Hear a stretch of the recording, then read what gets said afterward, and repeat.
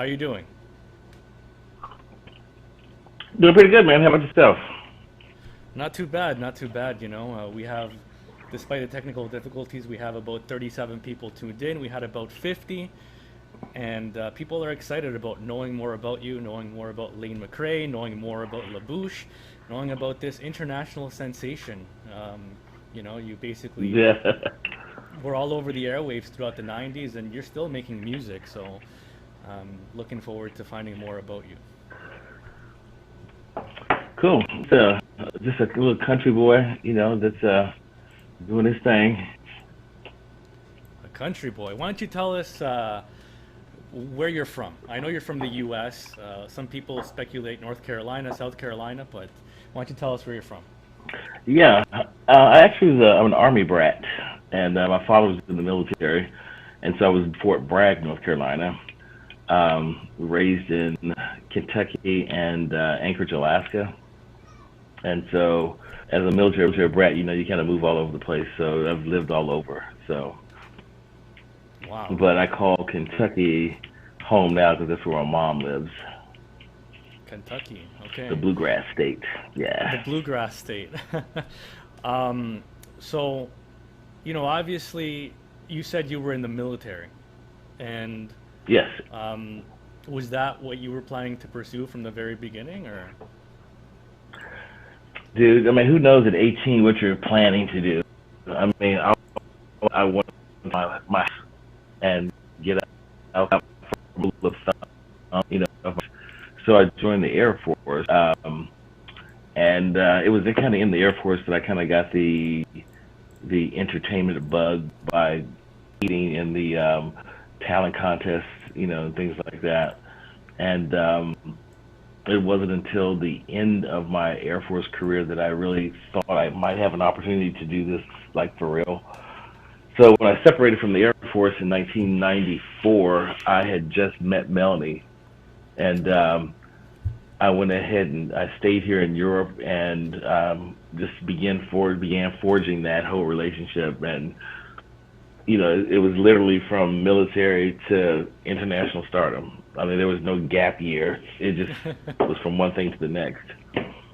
Yeah. So, how did you meet Melanie anyway? Interesting story. I knew a guy I worked with in the Air Force. His name was Eddie Lawson, and he was singing in a cover band with Melanie called Groovin' Affairs. And it came up that he had a couple gigs that he couldn't do. He asked me if I would cover for him. And so he gave me Melanie's information, and I went and met her, and we just kind of hit it off instantly. I did the 2 gigs with the band. The band really loved me. They thought I had a lot of great energy, great chemistry. Asked me if I would stay in the band. And so I had to, give them that opportunity to talk to my friend because this was his gig, and to see if it was cool. And as it turned out, he wasn't able to commit. I stayed. The relationship, between Melanie and I continued, and I mean, for a cover band, we worked Thursday through Sunday, and for, hey, Christian, and for me in the military, making $400 or $500 a night, to sing cover songs was a pretty cool thing. And it was subsequent to that Melanie was working with Uli Brenner and Amir Sarif with a production deal. She asked me if I would be interested in coming in on this project that she was working on. I was like, sure. I had never been in a studio. I had no idea, what I was getting into.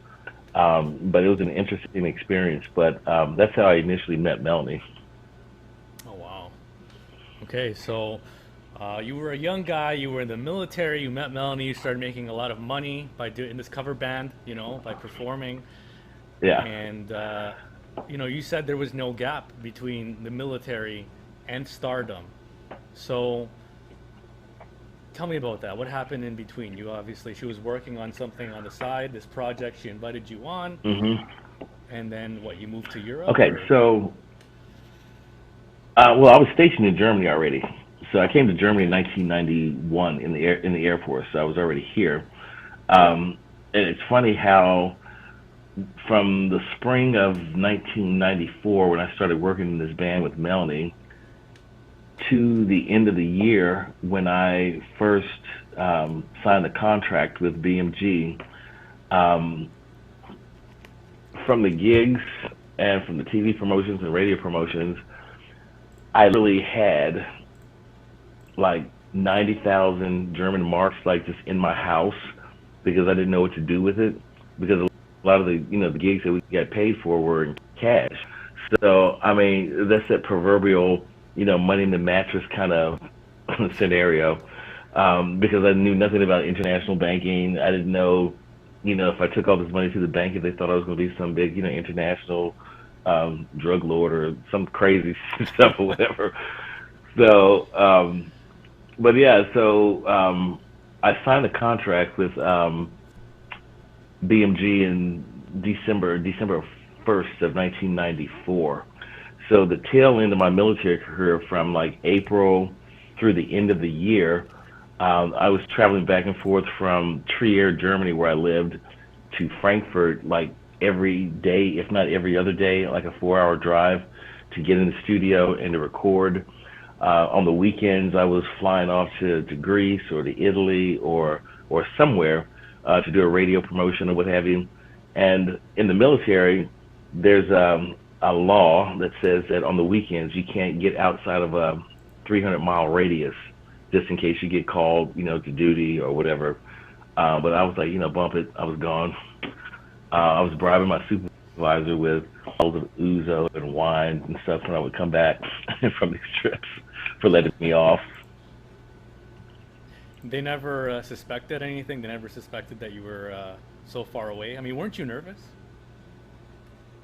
No, I wasn't really nervous, but I was always praying that none of the flights were delayed or canceled or whatever, where I couldn't get to work. Then I would have been in trouble.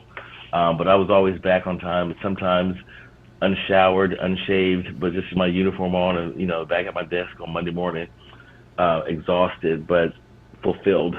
Because I knew I was doing something that I loved doing. Yeah. Yeah, that's awesome. So, you know, obviously the group La Bouche was formed. Tell me the story behind that name, La Bouche, and obviously this was a project that Melanie was working with Yuli, right? Brenner, you told me? Yeah, with Beam Records. And at that point, there wasn't really like a name. I think they were just doing records or what have you. Because if you know Melanie's recording history, she did a few singles, featuring projects, if you will, like Men Behind, Orange Blue. Yeah. There was another one, another little song that she did called Tonight is the Night. And it was interesting because when Tonight is the Night and Sweet Dreams were produced and presented to the label didn't want Sweet Dreams. So Tonight is the Night was signed with Logic Records in Frankfurt. Sweet Dreams was signed to Far Music, which was a BMG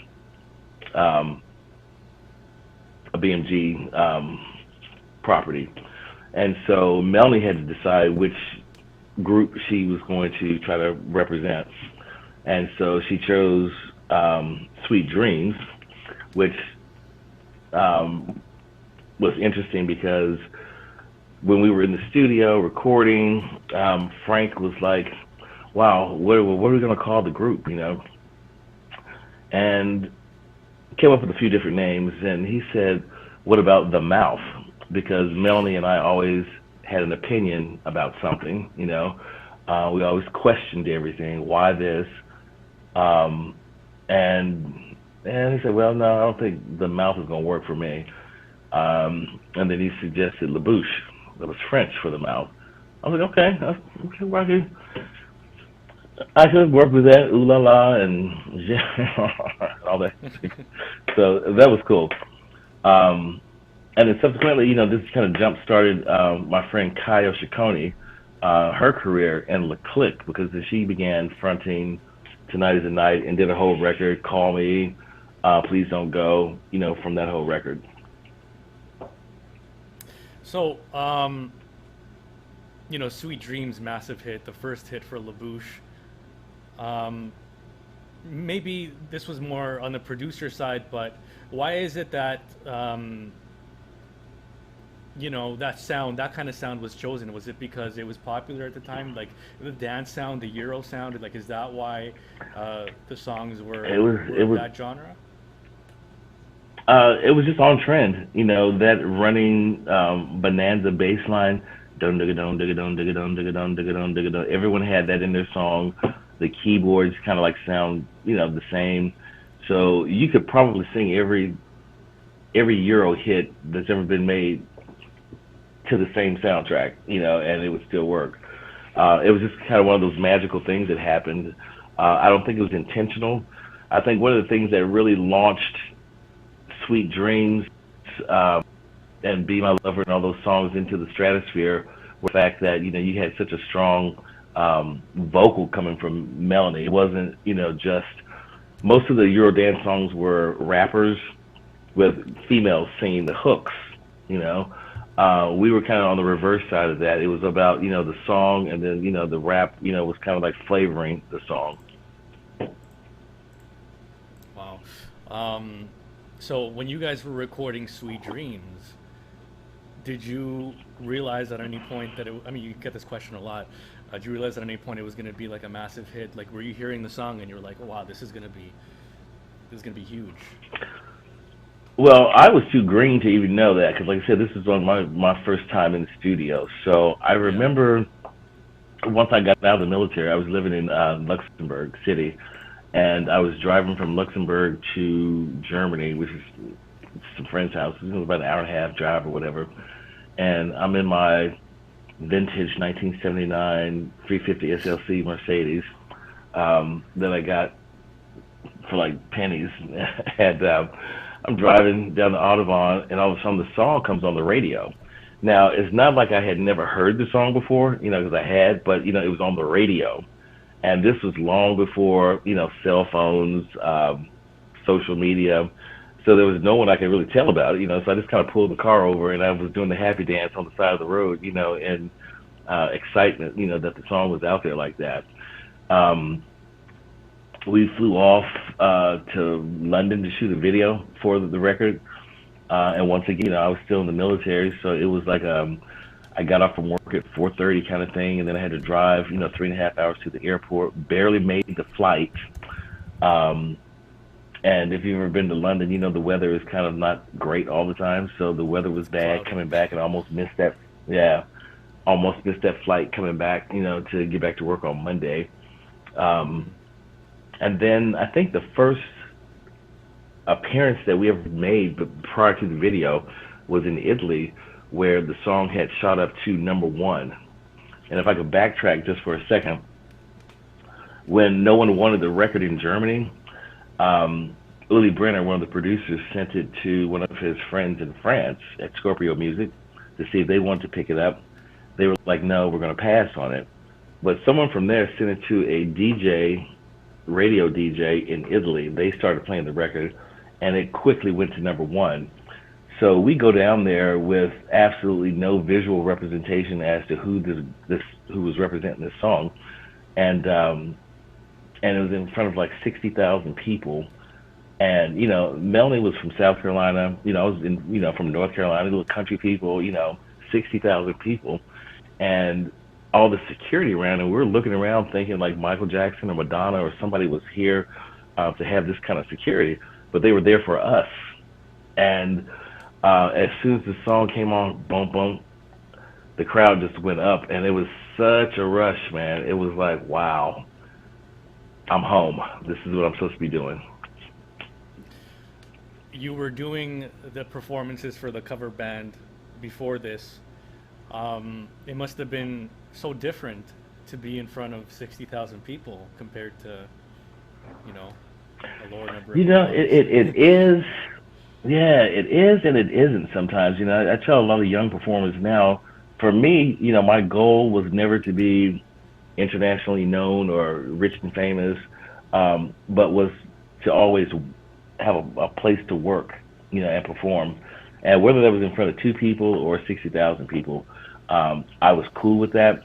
There is a huge difference, though. 60,000 people is difficult to reach everyone in the audience. Smaller, more intimate crowds, you can kind of reach and touch everyone. So they're different. The cover band shows were cool because we had developed some people that started following us. I won't call them groupies, but yeah, people that follow the show, and they started making T-shirts for us. And then once Sweet Dreams, came out, the band started making a little bit more money from the promoters. So we kind of upped their like payday, which was kind of cool. And how many years later, I'm still in touch with all those guys. Did you think that you had finally made it at that point? You're like, this is it. I'm set. I don't even know if I think that now, because I'm always trying to push forward and try to break new grounds and still working on that next hit. I think when we appeared on Spring Break down in Florida, our first U.S. appearance, and I was calling my family and friends and telling them that we were going to be on MTV, blah blah blah blah. The song was a big hit, yada yada yada yada, and everyone was excited, but not so much excited because of the song. There was this what the hell did you have on kind of questions that started coming at me, because I have to admit, I wasn't the greatest, in the looks department as far as like styling and stuff like that goes. And we didn't have a stylist or whatever, so so was I this had your some idea? busted Whatever stuff. you wanted to wear, you could wear. Yeah, yeah. Okay.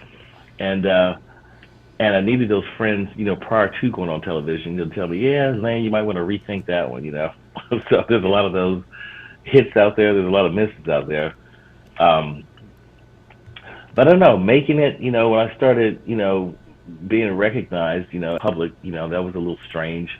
And and Melanie and I both were very, we just remained very humble, even through, all the, the rigmarole.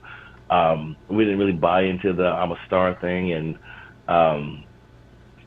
entourages. We did our own shopping, in the Frankfurt area where we lived. We'd often be seen out to dinner. Yeah, we were just really down to earth kind of people or whatever. So, but I do acknowledge that a lot of people were out there that supported us and appreciate what we did. But making it, I guess, buying, homes for my mom and my sisters, and I guess that might be a barometer of having made it financially, if you will. Yeah, it just, but hey. It's very important to take care of your family, especially after they raise you. Absolutely. So, stardom just hit you, and you, Sweet Dreams was out. Obviously, the producers wanted to make more hits, and you guys wanted to make more hits. What was, obviously, Be My Lover was next, right? What was the inspiration behind that? As a year later, can you hear me? 1995, right? Yeah. Let me come in a little closer to tell this story. So, wow. Melanie probably killed me by telling this, but it's the truth, right? So, in the confines of grooving affairs, boy meets girl meets boy, boy thinks girl's hot, vice versa. Yeah. And I remember sitting in between sets at one of the grooving affair gigs, and Mel had a towel off. She was drying off. She said, "So, what do you think about mixing business and pleasure?" I was like, "Oh, okay, we're doing that now." Well, and I went into the whole. Well, it's been my experience that it doesn't really work. If you don't have the right people, and I suppose people like Sonny and Cher and Marvin and Tammy and Peaches and Herb. I guess it can work, if you get the right two people. But it had been my experience having worked on some productions when I worked at SeaWorld, dating one of the young ladies who had an attitude one night and just completely ignored me on the stage. Was a really kind of shitty feeling. Um, so anyway, I said, and I kind of left it at that. And we went to the next set, and then we continued the conversation over the next few days or whatever. And then we find ourselves in the studio working on this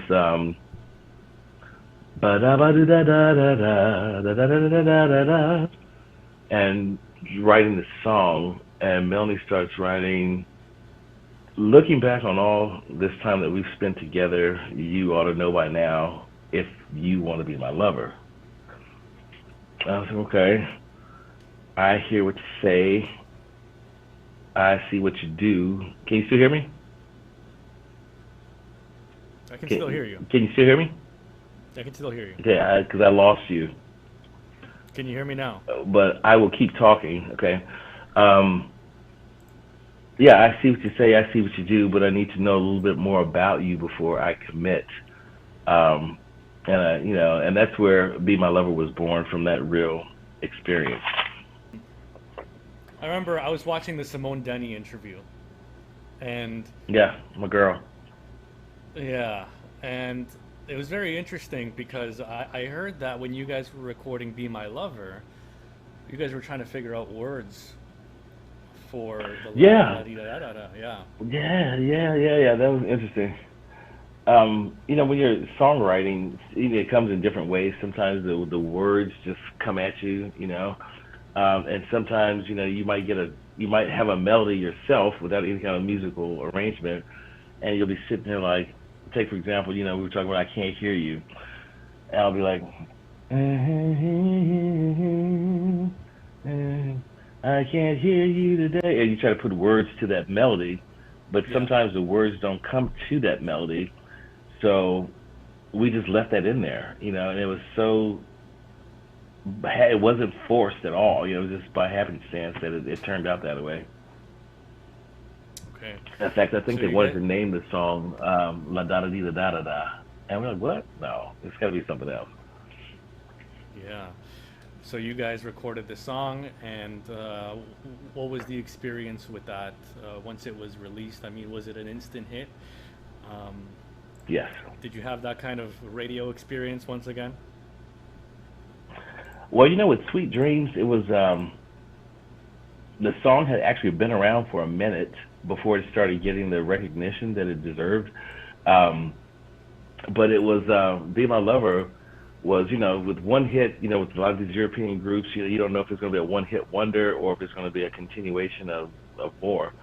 And so Be My Lover came out. Of course, I think there's a bigger budget for us now, so, the clothes are looking better, the videos are looking more, intense and, expensive or what have you.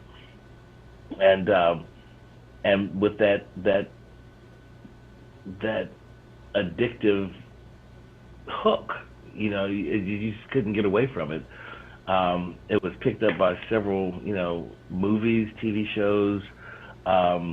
So it was everywhere. And that song really pushed us into the stratosphere. Yeah.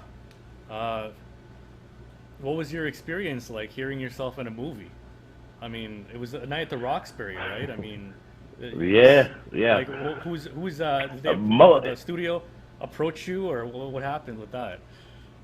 No, that was all probably done mostly like through publishers, through Warner Chappell, when people are like, shopping around for songs or what have you, or perhaps the production from the movie wanted the song and they got the licensing to use it. But I don't know, my experience with it, most of the time, these things, people tell me about them kind of like after the fact. Oh man, I heard you guys on such and such, or, some of my buddies would be at a football game or something in the stadium and they'll be playing like the song like in between points or whatever, and they'll hold their phone up, man, listen, and the song is playing. We were in Joe's Apartment, MTV movie. We were in Michelle and Romy's high school reunion with Mira Sorvino and Lisa Kudrow. And more recently, last year, the Gianni Versace story that was told on Fox TV. There was one scene where they practically played the whole song. They were in I think the club was called I don't know what it's called. It's some club in Miami. Anyway, they were playing that. So the barometer, when you know your song, excuse me, when your song is bumping, you see the bump in your publishing checks, go up because me and Melanie wrote those songs, Yeah. so you always see that. Yeah, it's funny because today I was driving, and on the radio a commercial came on for a mattress sale for like some furniture company, and they actually had Hmm. your song in the background, except it wasn't you or Melanie, it was their cover, and I thought it was pretty funny Yeah, because to this day, it's still people are using it, right? Um, yeah. There's a lot of covers out there. And if I could add this too to that story, accepting, the notoriety of having a hit record or whatever. In Europe, I could walk outside. I would have kids camped outside of my house, with teddy bears, um, um, cards requesting autographs and things like that.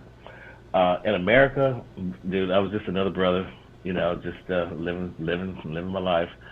And sometimes I would hear like the song like in a restaurant or in a mall or somewhere, and oh my god, I said that's me, and they're like, yeah, sure, honey, and like it was like no big deal, I was like, yeah, it's really me, really, oh okay, unbothered by it. So why do you think that was in the U.S.? Why do you think? I guess that sound, right? That specific genre of music never made it across. well, it did and it didn't. I think we kind of crossed over into the mainstream with it because we were, I guess, American, had an American sensibility about it, and we were in America pushing the product as well. And I think that America is a tough market, like that whole New York saying, if you can make it there, you can make it anywhere kind of mentality. Yeah. And in Europe, you can have one song and you can live the rest of your life performing around Europe with that one hit song. America, you're as big as your last hit. Um, and it just depends. And then there are certain markets in America that really love us. That we go to constantly. New York, Chicago, Dallas, um, Nashville, Miami. You know, um, and I have to say my favorite city, not just because my daughter, my grandkids live there, is Chicago. Chicago's been very, very, very good to the Bouche. And I think in large part because of the immigration of Polish people and Eastern European people that are there that have known about La Bouche for years. New Jersey, there's a big Polish community. Um, yeah, Vic Jr., I hear you, bro. um, but yeah, and I just really love Chicago. I mean, I love the vibe there. I love the food. I love the energy. The clubs there are off the chain. Um, the only thing that sucks about Chicago is O'Hare. So, obviously, you're not in the U.S. now. You're in Europe. You're in Germany. Am I correct? Yeah, yeah. How often I'm do at you home in cross Germany. over? This is where I live. That's where Sorry. you live.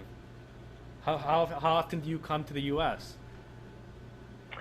Well, this year I haven't been at all because of as I like to call it, the Cornelius virus. so, but I left. I was in the U.S. in December for a friend's funeral on the 27th of December, and then I flew to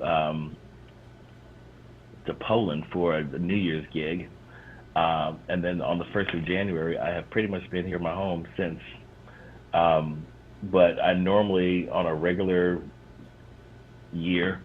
Um, I usually come into the States about every 2, 3 months, because I got to visit my mom's, visit my grandkids and my daughter, and normally that's associated with like gigs that we're doing in the U.S. So combine the two. Yeah. So, I mean, Be My Lover hit heights like never before. I mean, you were a superstar. Um, you were performing all over the world. Throughout that time, especially, the time when you were, huge in the 90s, um, what is your most memorable performance? Ooh. a tough. I can't just say one. Um, I will say that very first one that we did in Italy, we left in the summer with those 60,000 screaming people. Um,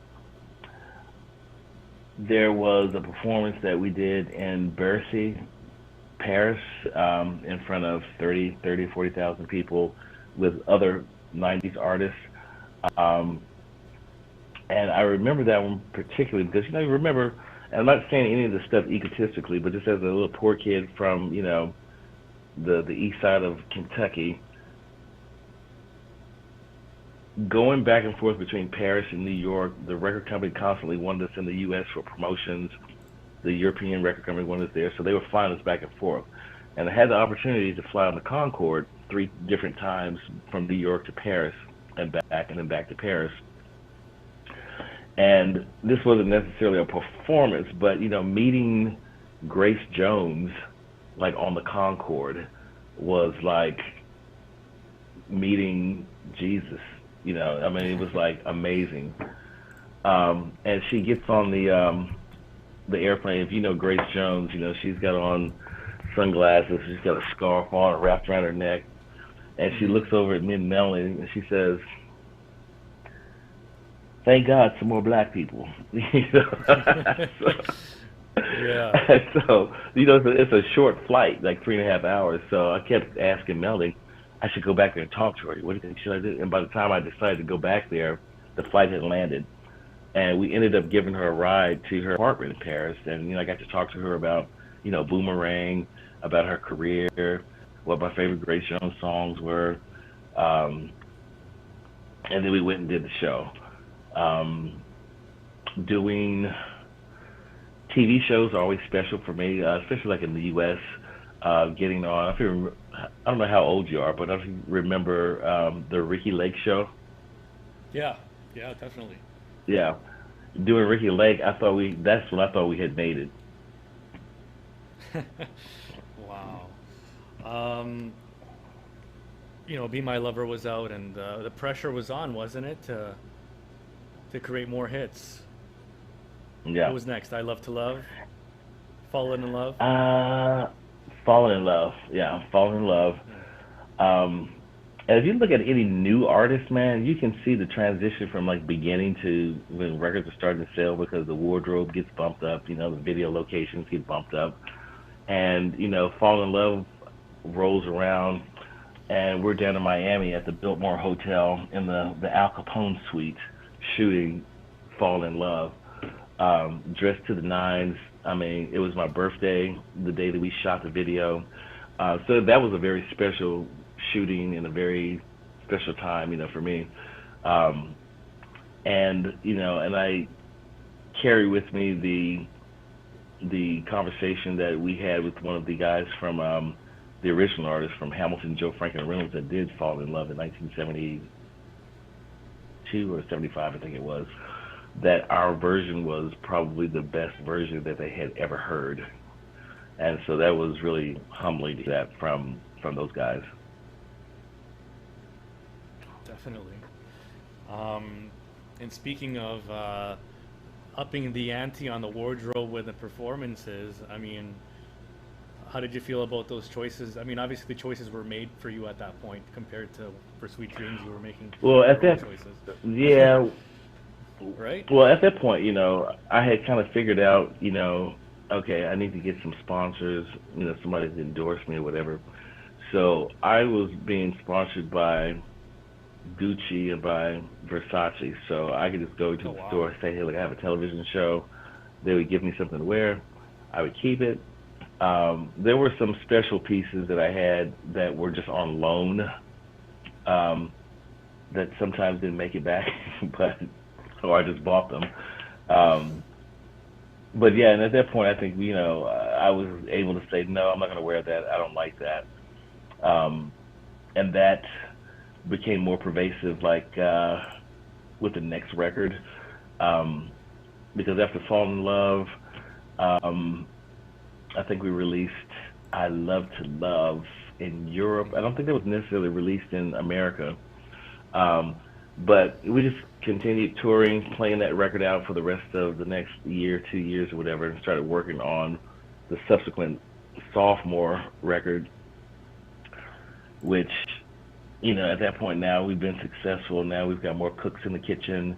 Everybody wants to get our song on the record. Instead of allowing the cooks that prepared the meal for you the last time that was very delicious, we started kind of getting pushed back.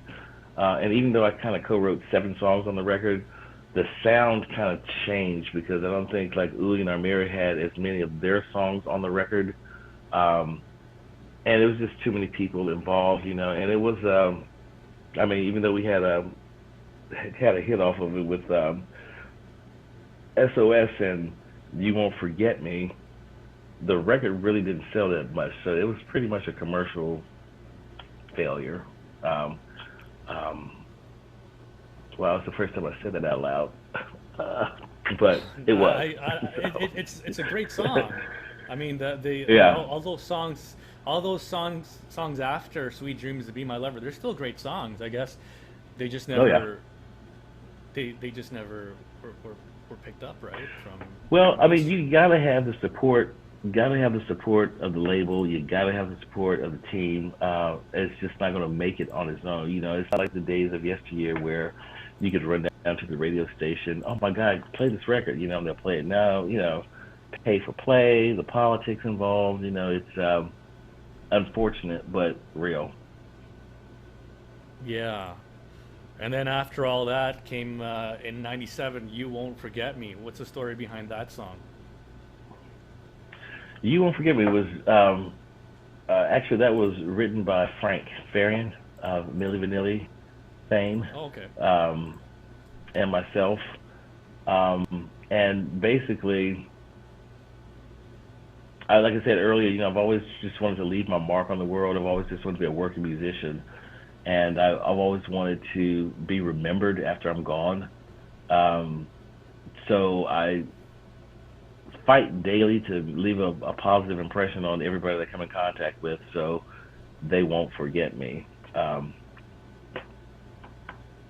Yeah, that's great. Um, Back to Simone Denny's interview. You were wearing your own clothes for that video, Mhm. right? What, for the interview? No, for "You Won't Forget Me" video. The Oh music yeah, video. yeah, man. I was a Yeah. pretty thin dude back in the day, when everything started out. But I've never been like a skin tight clothing kind of guy. Uh-huh.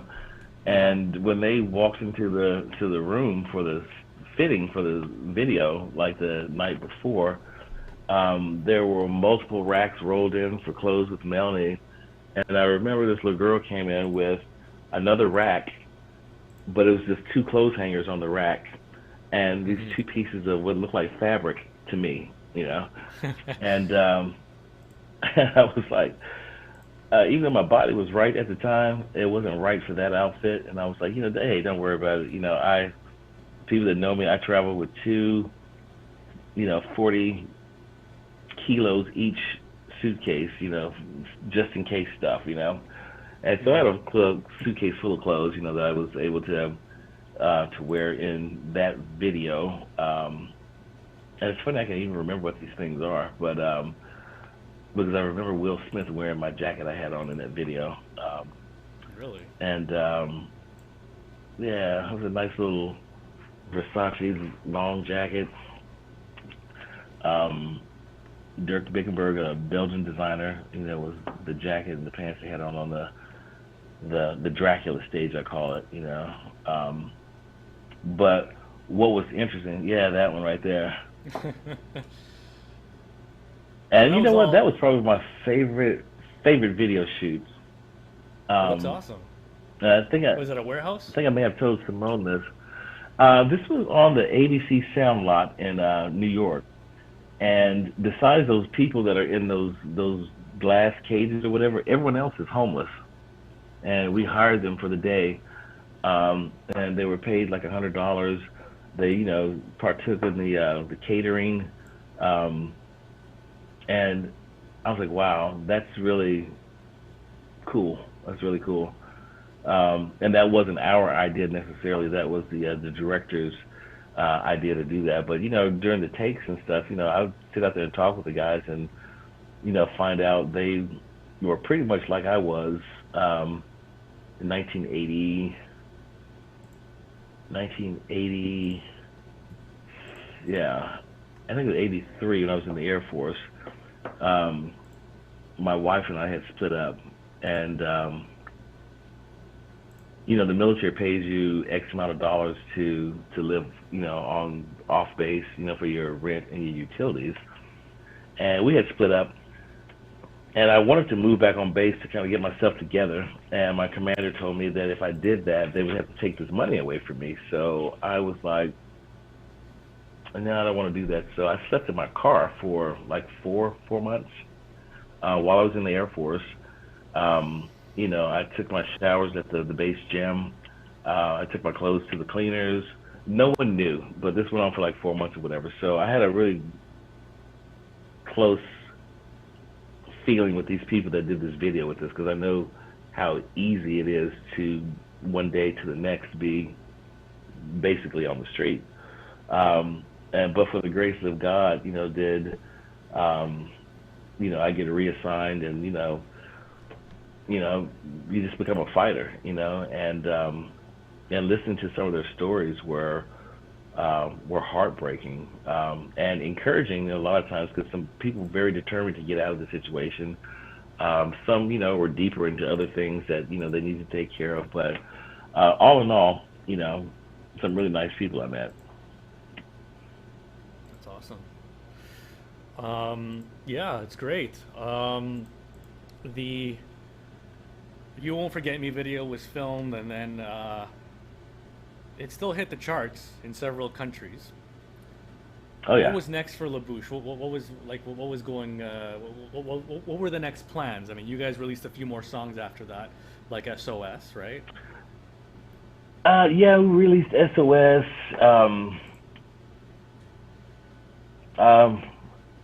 Yeah, I think SOS was like 96, whatever. We did the whole MTV Music Award thing in Europe and in America. I remember being very disappointed, being nominated for Best Dance Video, and losing to Coolio for 1, 2, 3, 4 something new. And I was like, man, that's not dance, But yeah, we lost that, and then we lost the Best New Artist Billboard Music Award to No Doubt, which I take my hat off to, because they were great. But to be even in that company was pretty awesome. Mm-hmm. So after the cool down period, after A Moment of Love, the album was called A Moment of Love in Europe, and that started cooling off, and Melanie subsequently had started looking around for a solo deal, and she eventually left the group in 2001, like the early part of 2001, and went on to do a solo record, Ready to Fly, which is a great record if you're a Melanie Thornton fan. And then the next thing, Frank was like, yeah, we found a new girl for you, and I don't know if you know her, and I'm not going to say her name. I will never say her name, because she's, as we used to call her when I was a kid, she's a troglodyte. I just, and this was a situation, where after having written, 10 to 12, or co-written, 10 to 12, top 10 hits, I was excluded from writing the next Bouche song. Really? I don't know if it was intentional or if it was a greedy thing. Well, I'm going to write the next hit, so I can get paid. Anyway, that song, I don't want to even mention either, but it was a really cool video that we shot down in Florida, in the Keys, boats, helicopters, South Beach, that whole thing. And that song came into the charts like at 98. What song was one this? week. The next, you're gonna make me say it. Well, It was called All I Want. Really? Yeah, and the next week the song was out of the charts. Yeah, Ah, and never heard that song. so yeah, see, there you go. Um, I will say that I thought the video was tight, but the song was not the Bouche what people expected from the Bouche, and and the fans, they will let when your shit ain't right.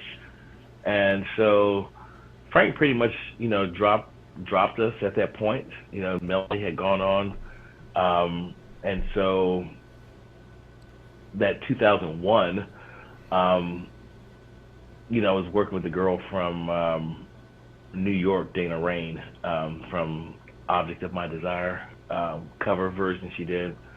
Um, that was 2001, and then Frank released In Your Life posthumously, for Melanie, and yeah, he just kind of took a back seat, So me being the go-getter that I am, I still put my feet to the fire and kept working, and I've worked with a few different girls like over the years, like Kyle from the Click, Dana from New York, and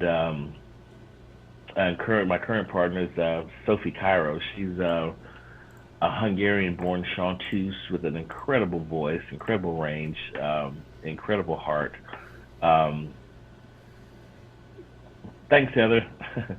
And it's we're on hiatus right now, obviously, because she's down in Australia with her husband. I'm here in Germany with my tomato plants and all my patio garden that I've created, um, and my painting that I've been doing over the last few years. Um, and so what's next now is a new LaBouche record is being assembled. We've released a couple singles prior to now. We redid Sweet Dreams for 2017 with some really cool mixes from Stonebridge and some other, DJs. We released a song a couple of years ago, I think 2018, called Night After Night, that we shot in St. Louis, the video for. And the current single out is One Night in Heaven, I which heard was that. a unreleased track that me and Melanie did back in the day. And so we just redid it, bumped it up. The remixes just came out a couple of weeks ago, and Really love then that we're real putting the time finishing remix. touches. Yeah, that seems to be the one that's taking traction. Really good.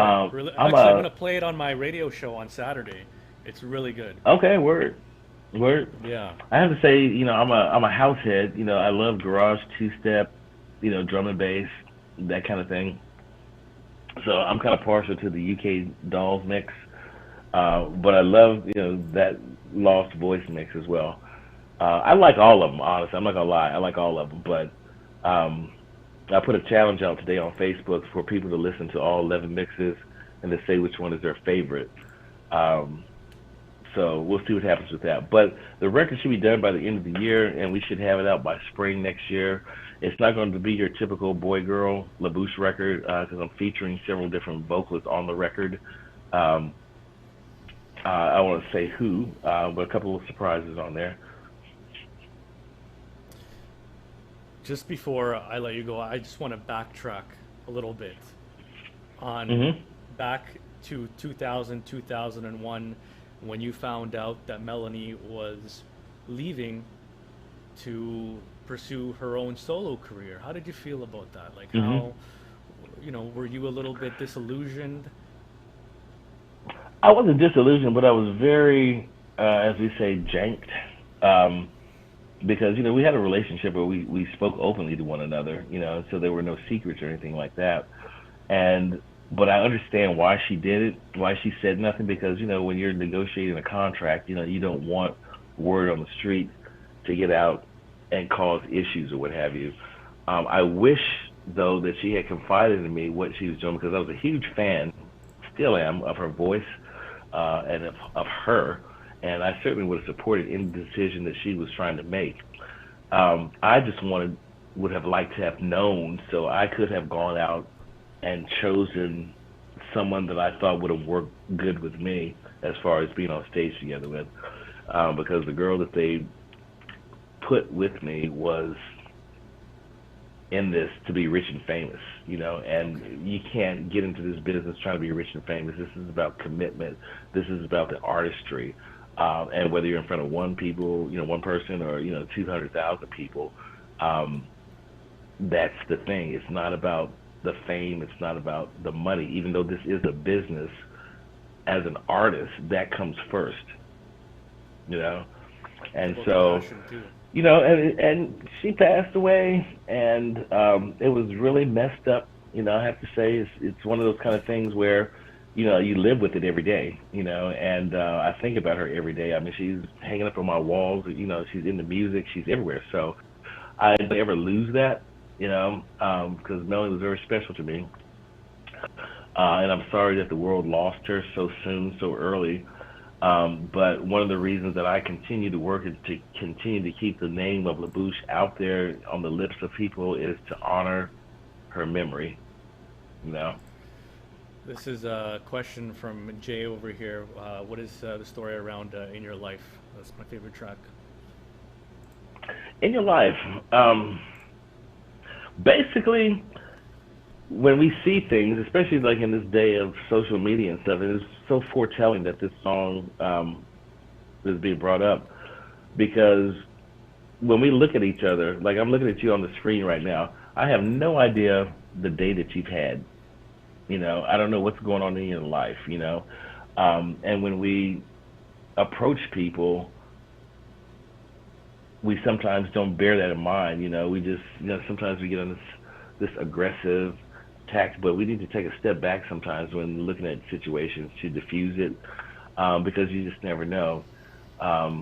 But the song in particular, is about wanting something, like wanting to be in love, wanting to be accepted, wanting to be noticed, and me saying that I know that I should be in your life.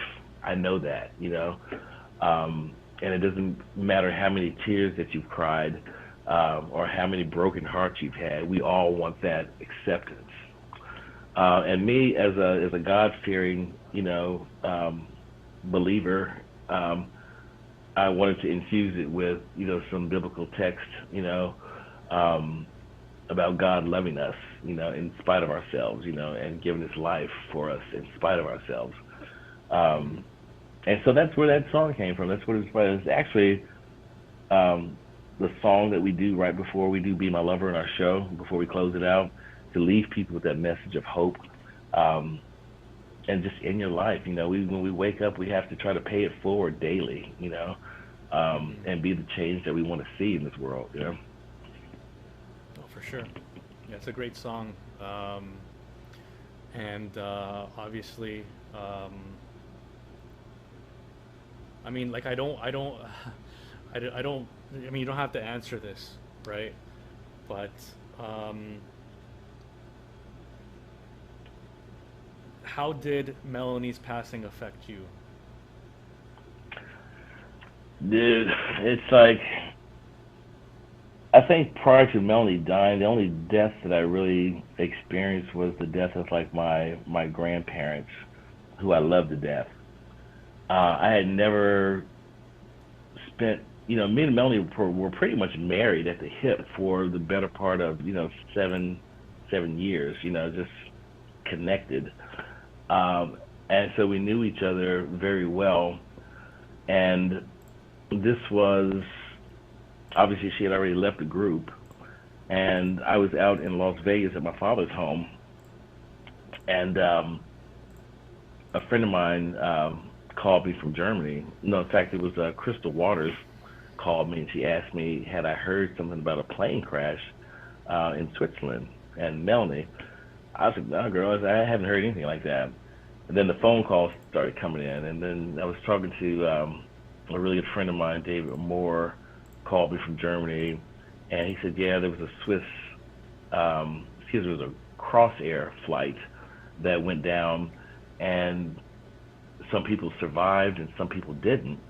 And just as I was hanging the phone up, a ticker tape ran across CNN, saying American singer Melanie Thornton has passed away in a Crossair flight, blah blah blah blah. And so initially, I grabbed my cigarettes, which I don't smoke anymore, but I grabbed my cigarettes and I walked out into my dad's driveway, lit it, and I took a deep breath and just lost it, man. Um, it was just so unexpected, and not only her, there was another group on the flight called Passion Fruit that lost their lives, but one of the girls survived. Initially, I couldn't feel anything, initially, I couldn't cry, I couldn't do anything because I just wasn't registering with me. But then as the days went on, and I realized how connected we had been, the pain and the sorrow was just relentless. It just, came in waves. And so I really took about a couple of years off from doing anything. I kind of self-medicated, drinking. Then I would crack open a Heineken for breakfast in the morning, lunch, dinner. Um, it was rough. And after a couple of years, I don't want to get all metaphysical and everything, but after a couple of years of that debauchery, that life, I was like, dude, you gotta snap out of it, And I heard this small voice came to me, and I want to say that it was Melanie, but it said, you got to keep this music going, keep this music going, keep this music going, keep this music going. So with that, I went back to our agent, who I will keep unnamed because he's not one of my favorite people currently. And I went to him and I said, hey, ready to go back to work. We got a young lady. We're ready to start, ready to do this thing. And he told me that LaBouche was dead, that it had died with Melanie, and that perhaps I should find a regular job. It's so rude. So, It's terrible. yeah, yeah, but it was a kick in the pants, and I've never been egotistical like, how dare you, blah, blah, blah, blah. I've always been a hard worker, and I've been working since I was 13 years old. So I'm not a stranger to hard work. Haven't expected anyone to give me anything. But I got with my current management, Nana Music down in Port St. Lucie, Florida. Shout out. He's in the chat. And yeah, is he? Yeah, and then we branded. Nervous. We just rebranded. Okay. Is he in there? Yeah, he was like, "Oh, let's reschedule." I can tell he was really nervous, but thank you.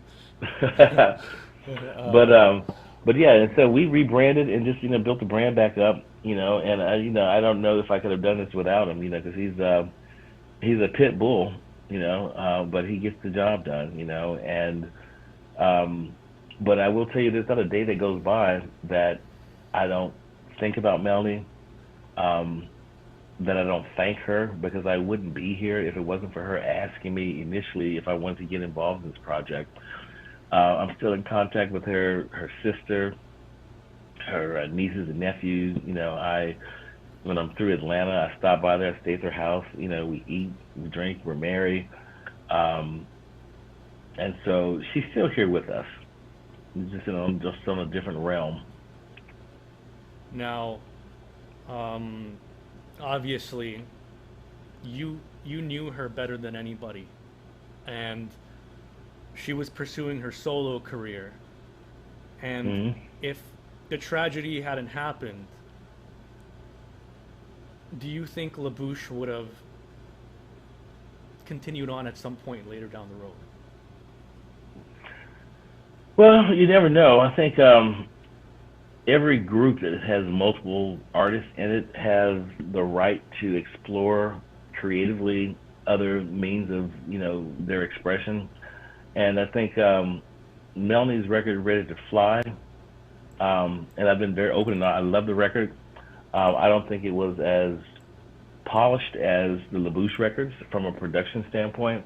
The songs I thought were pretty good. I always wish that Melanie had. Hey, Simone. I wish she had always covered like a Donna Summer song, because I thought Melanie had that kind of exquisite voice. I think sometimes, you can't always be in control of what you're doing. Sometimes you have to let the people around you do what they do to showcase you in the best light. Um, Mm-hmm. a lot of these groups that are out here, these '90s groups, my friends, from Snap, Culture Beat, to Unlimited, a lot of these players have changed, because of life situations, health situations, or whatever. It's really strange because a lot of us have new faces, in these groups. Um, some don't work well together, some do, there's some groups that are two the same group. You get two, you know, I don't know this for sure, but like two culture beats or two Bouches or two da da da Yeah. whatever, from with a guy and a girl split up or whatever. And it's unfortunate, And but the one combination that I'm really rooting for right now, my friend Penny Ford from Snap and my buddy Turbo B, I'm really hoping for a reunion with the two of them Yeah. um, because they're both dynamic people, But even with the whole Snap team, there were several, girls that came through there. Um, but Penny's the one that's holding it down out there on the road. Um, but who knows? I mean, I think probably if LaBouche didn't go on from after Melanie left, and I kind of did my own solo thing, and Melanie was doing her solo thing.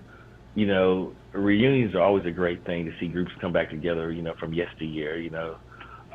And as I am fast approaching 60 years old, believe it or not, Don't it's look it. amazing that um, I'm still here, but that I still love this business, man. And I think I'm going to be out there on the stage, even if I have to use a walker or an oxygen tank to get out there to do what I do. Um, that's how much I love this, and that's how much I appreciate the fans that have supported us over all of these years. Because I know without them, we would have nothing. And Hmm. especially again, my Canadian people, they represented Bush, and I have to thank them very much. A. Awesome. Just a few questions from people that asked. They asked these questions before the broadcast. hmm Um, what kind of music did you listen to growing up, and who was your inspiration in life? From Peter. Peter, growing up, I grew up in a gospel household, so there was a lot of James Cleveland and the Hawkins family. That was instilled by my mom. On my dad's influences were groups that you probably have never heard of, like the Temptations, the Shy Lights, um, Smokey Robinson, and then my own. When I started getting to my own likes of music, of course, the Jackson Five, um, Hmm. the Osmonds, um, the Commodores, uh, and then, I'm a disco kid from the '70s, so all those little disco songs, from Peaches and Herb to Cher to France Jolie, one of your Canadian people, and I've subsequently worked with a lot of those people too. So it's been really kind of cool growing up, listening to them, and then having the opportunity to work with them. But those are my influences.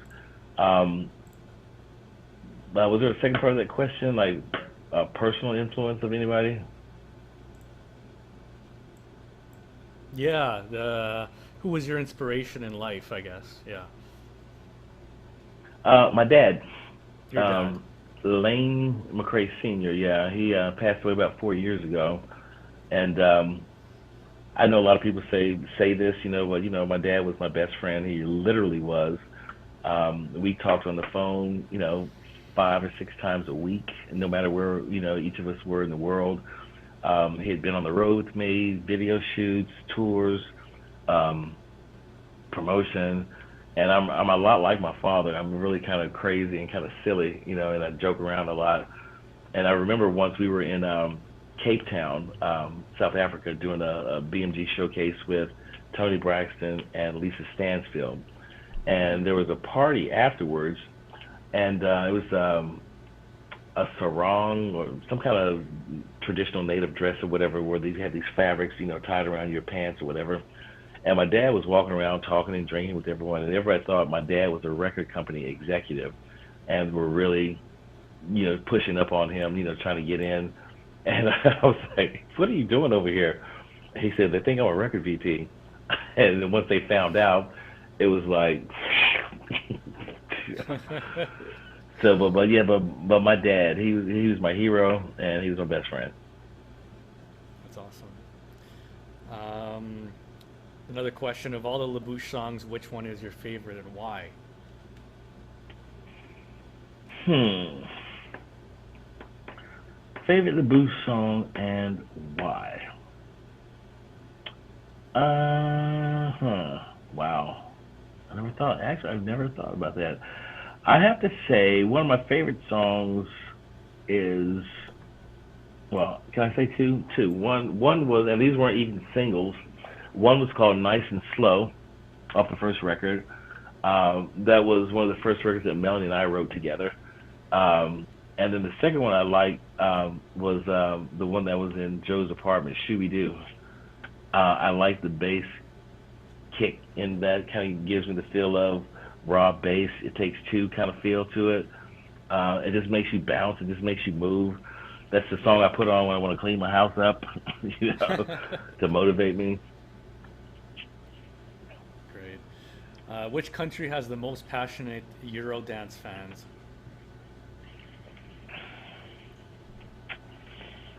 Ooh, I'm gonna have to give that one to Poland. Really? They really, if you see some of the TV shows that they produce from Eurodance, I mean, major production. They make us look so amazing in these settings.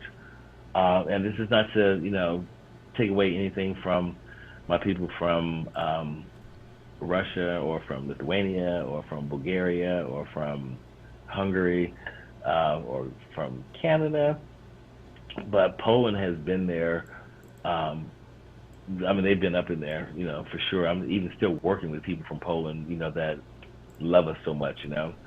But I will say, man, this whole Euro dance thing has been a blessing, and it's been a little bit of a curse because as an artist, we want to grow, and I've released some single stuff on my own or whatever, and people have just hated it, because it wasn't Eurodance, and I was like, man, but I put my whole heart into this. You don't like this, man? No, man, it's got to be Euro. I'm like, okay. But what's interesting about Eurodance is kind of become its own genre. Back in the 40s, we had jazz, we had rock and roll in the 50s, we had disco in the 70s, and we had big hair rock in the 80s, and then the 90s is here, and the 90s has a very distinct sound, so it's become a genre on its own. Yeah, definitely. And I mean, I guess, yeah, like you said, especially with this radio show, I play a lot of Euro, and I started off with Euro, and now if I play something else, people will start asking, Yeah, "Where's the Euro?" And we don't get as much support, right? So yeah, it can be yeah. a curse at the same time. I totally understand that. And give the people what they want, So we try to infuse Yeah, a little bit of the Euro into the current stuff that we're doing, so we don't completely alienate or lose, or I at least include like a Euro mix, like yeah, there's a like with Euro this mix new from my song. buddy. Yeah, that's my buddy Alexander in the Ukraine, and I did the real thing mix. You know. Okay. So just to finish things off here, uh, we're going through unprecedented times. You're taking care of your tomatoes, and Yeah, what's yeah, next for Lane McCray? I mean, I know you've been performing around the world with her name is Sophie, right? yeah, yeah. Yeah. And is that going to continue post COVID, or what's? I mean, I know you've come here to Yeah. I Toronto a few mean, times. once the deadlock on artists being able to get out there and perform is lifted, we definitely will get back to being on the road because I love being on the road. Um, but I did take advantage of this downtime to get in touch, with myself, um, to do some more writing. Um, I am if you guys want to go to lanemccray.com, you can see my virtual art gallery that I've got going on. I just recently opened up an art gallery here where I live, showing some of my work. And of course, my house is full of stuff, that I've painted. So I've been doing that. I've been selling the artwork. I have been starting to work with other artists. Ventured on a few things with some people. Just trying to pass it forward. And hoping that I can get home soon to see my family, because it hasn't really been tough, but it's just been a little uncomfortable not being able to come and go as you please. And I hope the people I don't know how you guys are doing there with the COVID thing. If it's the numbers are rising. Hey, Thomas. Yeah. And I feel like this weekend is like Labor Day weekend, right? Coming up. Yeah. And I'm quite sure we're going to see a huge spike. And it pisses me off that there is no visible leadership, in the United States of America that can bring this stuff down. Because here in Germany, they have, we've had some minor spikes, because of some protests and things like that, but not the stupidity of going into a store without a mask or just, and just the visceral hate that seems to be coming out now. It's just sad. So, I hope music can come in there somehow and soothe the savage beast, and get these people to acting sensibly, because music, I feel kind of lets us know how much alike we are than different, and I feel a little bit of a coward living over here in Europe because things are so much calmer as far as like the race relations and the police and all this other stuff. But I feel like I should be there fighting the good fight, with a lot of my brothers and sisters that are there in the U.S. That violence, protesting, looting, all that stuff has got to stop. We've got to find a way to sit down at the table and talk about these issues with an open mind and not this hatred. It just sickens me, man. Yeah, totally. The whole world's going through tough times, and I'm glad to hear that in Europe it's definitely calmer. Would you ever move back to the U.S.? Good question. I would for my mom should she need me, but I've always been European, I guess, in my spirit, in my blood. I just like the way of life over here. Everything is centralized. I can get to different cultures from where I am, see the France, the Belgium, Luxembourg, Switzerland, Austria. It's all like right here. The U.S. is so huge, man. If I lived somewhere, you'd have to, jump on a plane or fly somewhere to get somewhere different from where you live or whatever. And that's not to take away anything from the United States, because, the United States or North America has everything from, beaches to mountains to whatever. Yeah. I just think it's great being able to experience different cultures, and share who I am with those people here to give a different impression of what they may have thought of people, from my own country, because we're all different, and I like it. So. Okay. Well, I really appreciate you taking the time to be here. I know that there were a lot of technical difficulties. What I'm going to do is I'm going to edit this as much as possible, so that all the good parts stay intact, and it should come out pretty good. So.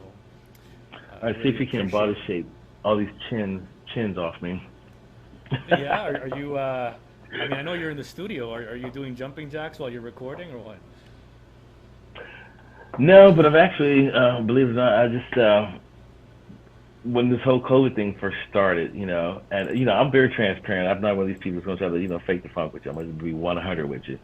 I was in there. I was cooking. I was eating cake. I was cookies.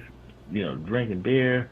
And bro, got up to almost 245, 247, and that's the most I've ever weighed in my life. Yeah. I'm down to 217 now, thank you.